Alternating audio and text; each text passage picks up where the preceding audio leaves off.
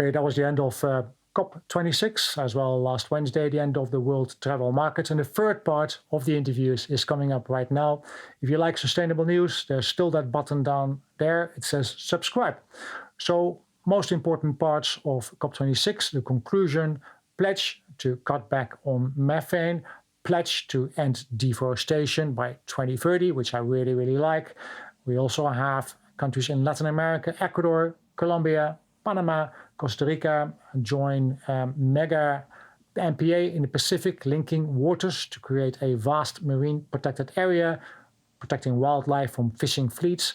Monday, we had former President Barack Obama telling young people, stay angry, and he had some harsh words on China. And on Wednesday, we then had a surprise conclusion by China and the US. It's almost like a movie script, but I'm not complaining. And this deal is going to work together to slow global warming. And it entails cutting emissions, including tackling methane, including illegal deforestation, and a working group to increase action throughout the decade, starting early next year. According to China's Xi Zhenhua, he said China will develop its own national plan for cutting methane emissions, so not 2030. And USA John Kerry said that this group will focus on concrete measures.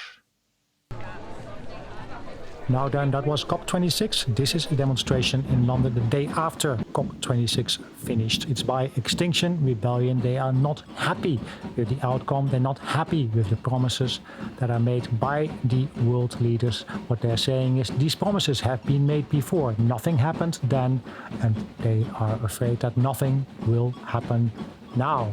I will put those interviews online later this week. In the meantime, this target of 2030 is already will be too late, far too little. And if we don't act soon, by soon I mean like yesterday, then things are going to get really bad. Members of think tanks that deny science or want to delay action. Right. So if they've got those positions, I don't really see any hope for the truth of their claims. I'm not worried, I'm absolutely terrified. last Saturday, a new global climate deal struck. In the end, countries agreed to phase down rather than phase out coal.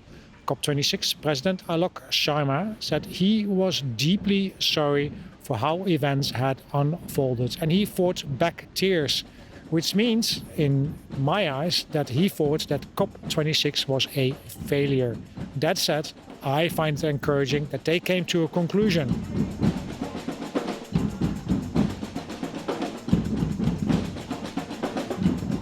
Okay, I also found it super encouraging that oil-producing countries are diversifying their economy into different areas like tourism. And I spoke with CEO Raki Phillips of the UAE's Ras Al Khaimah Tourism Development Authority. I'm very honored by the invitation and grateful for the openness of the CEO about why they are doing this.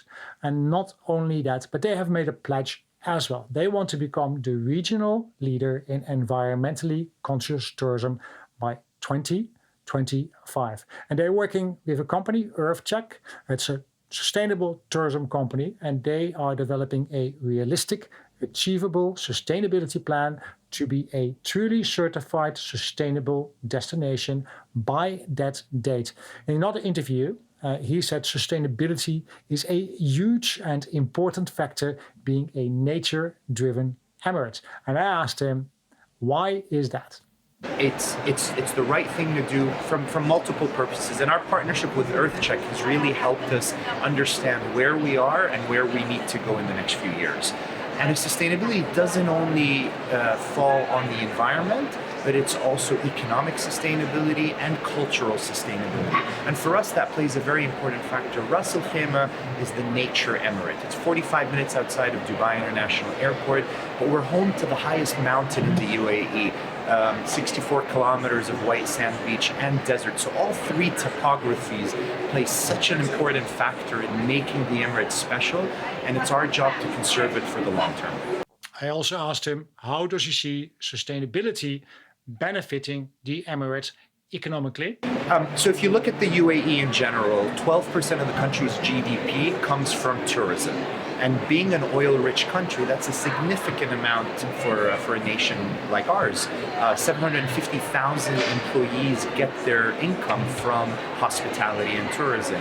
And when you focus on tourism, you improve the livability of a nation. That's a well-known fact.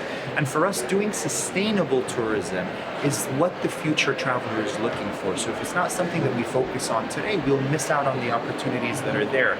It's good for business because it really helps us sustain the environment, do things that are very promising, build attractions, and we announced an investment of £100 million into sustainable attractions, and it's all things that really are good for the environment, good for the culture, and at the end of the day, they'll drive down to the bottom line if we do it properly. And I also asked him, how does he differentiate Ras Al Khaimah from other regions in the UAE?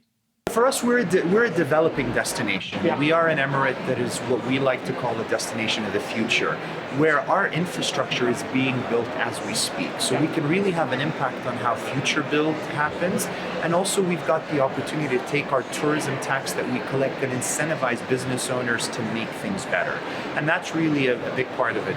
The difference that we have is we are very much nature focused.